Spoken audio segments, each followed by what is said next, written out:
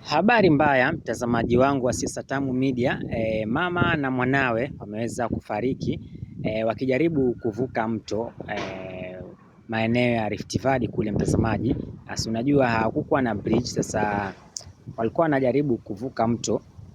Yani pale si unajua mto ukishatengenezwa huku unawekwa bridge ndio watu wapite. Sasa hakukuwa na bridge, kwani ni gongo kubwa tu, ili gongo la stima ama post ya stima imeweza kuwekwa pale ili kusaidia watu waweze kupita. Lakini sasa kwa bahati mbaya yule mama akawa anapita, alafu na mwanae ni mkubwa tu akawa amemshikilia mkono, anajaribu kupita polepole wakiwa wanaenda.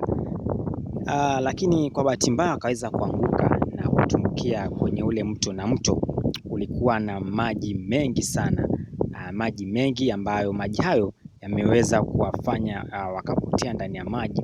Baadaye wakaja kupatikana tayari wameshafariki. Mtazamaji wangu wa Siasa Tamu Media, habari ni kama hiyo.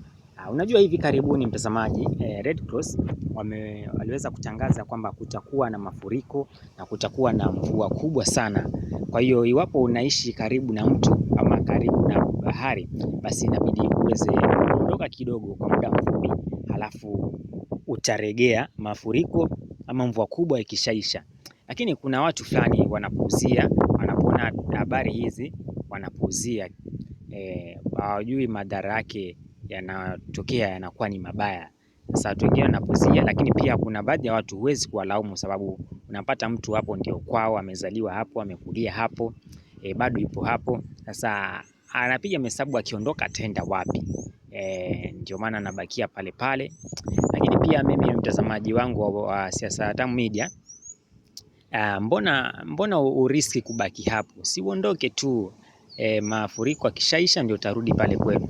Japokuwa ni kwenu, lakini sasa mbona uriski ukae hapo? Hata kama ni kwenu, unakaje hapo na umeambiwa hatari inakuja? Mtazamaji wangu wa Siasa Tamu Media, una kitu gani cha kucomment hapo? Niweze kunikomentia hapo kwenye comment section ya Siasa Tamu Media. Sasa mama huyu akaweza kufariki akiwa na mtoto wake. Baadhi ya viongozi wanalaumu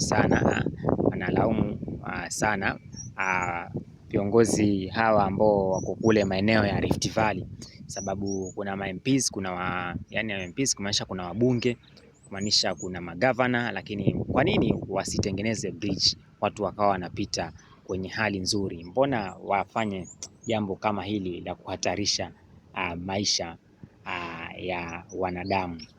Ile bridge ambayo wameweka pale, unaona hii picha ambayo nimekuwekea hapa, hiyo picha inavyojionyesha ndio inavyojieleza. Nadhani umeelewa. Hiyo bridge ambayo wanaitumia ama hilo daraja ambalo nalitumia ni hilo hapo, ni hiyo post ya stima ama hiyo nguzo ya umeme ambayo unaiona hapo, ndio inatumika maeneo ya Rift Valley pale kwenye ule mto. Nguzo hiyo ya umeme ndio inatumika kama vile daraja. Sasa unavuka tu polepole, ukikosea basi unaanguka, na ukianguka mtazamaji, maji ni mengi.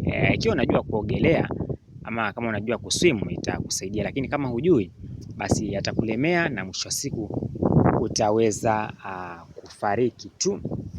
Sasa hapo inabidi uweze kuvuka kiujanja. Mimi ningehimiza iwapo mtu ananifuatilia na anasikiliza ama anaangalia habari hii, kama anavuka pale aketi. Unaona ukiketi alafu unajisongeza polepole na miguu. Unaketi kwenye ile gogo alafu unajisongeza mdogo, unajisongeza tu polepole. Unajua ukishakaa mtazamaji, balance inakuwa nzuri kiasi kuliko ikiwa unatembea. Ama namna gani? Siasa Tamu Media, usikose kusubscribe.